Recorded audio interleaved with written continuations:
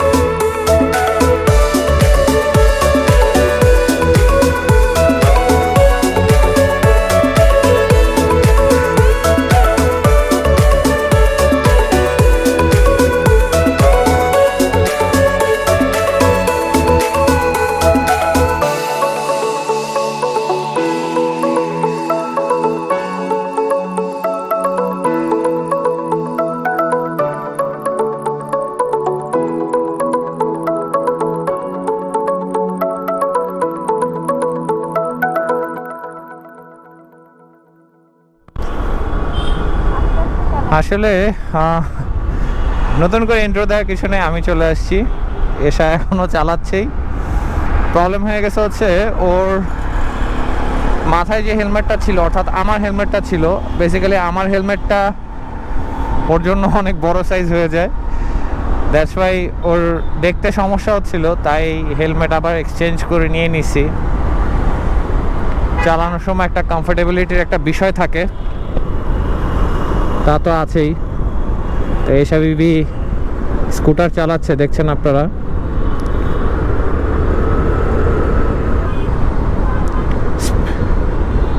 Slow slow slow,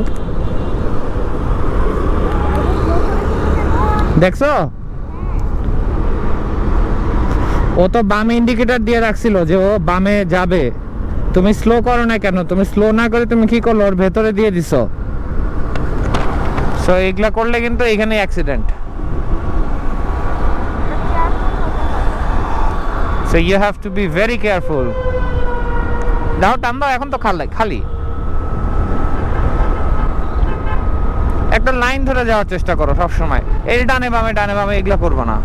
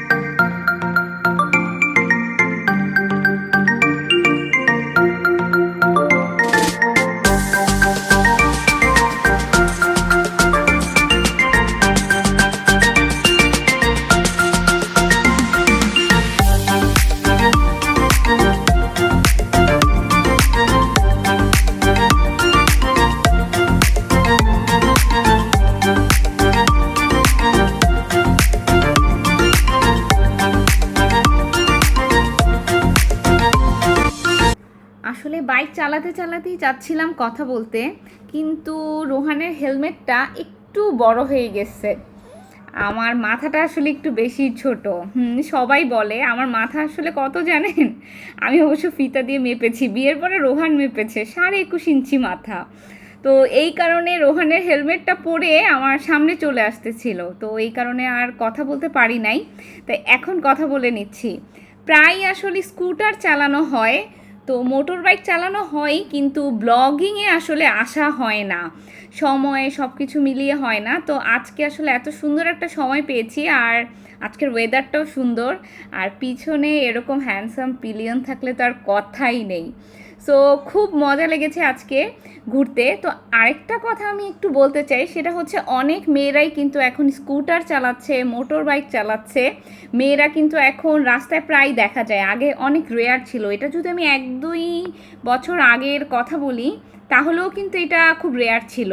তো আমি বলবো, রাস্তায় মেয়েরা যখন স্কুটার, মোটরসাইকেল, সাইকেল যেটাই চালাতে দেখেন, অবশ্যই আপনারা কিন্তু মেয়েদেরকে রেসপেক্ট করবেন। রাস্তায় ওই রেসপেক্টটা যেন সবার মধ্যে থাকে, আমরা নারী পুরুষ সবাই যেন সুন্দর করে চালাতে পারি, যেন কোনো সমস্যা না হয়। সো এটা আশা করি হবে না, এমনও হতে পারে কখনো আপনাদের সাথে দেখা হয়ে যাবে আমি চালাচ্ছি, সেই রেসপেক্টটা যেন আমি আপনাদের থেকে পাই। আর সবার উইকেন্ড কেমন গেল অবশ্যই জানাবেন। আর চলতে চলতে আপনাদের সাথে একটা কথা বলার খুব ইচ্ছা ছিল, সেটা হচ্ছে আপনাদের কার কি হবি, অবশ্যই এটা কমেন্টে জানাবেন। আমার হবি কিন্তু 2টা খুব পপুলার হবি আছে, 2টা না, ঠিক 3টা বললে চলে। 1 ট্রাভেলিং, 2 শপিং, অ্যান্ড 3 হচ্ছে ঘুম। আসলে 3 নাম্বারটা 1 নাম্বারে চলে যায়, কিন্তু আমি ওইটা আর বললাম না। সো এই 3টা কিন্তু আমার হচ্ছে সবচেয়ে বেস্ট হবি। আপনাদের হবি অবশ্যই কমেন্ট বক্সে জানাবেন। Bye bye.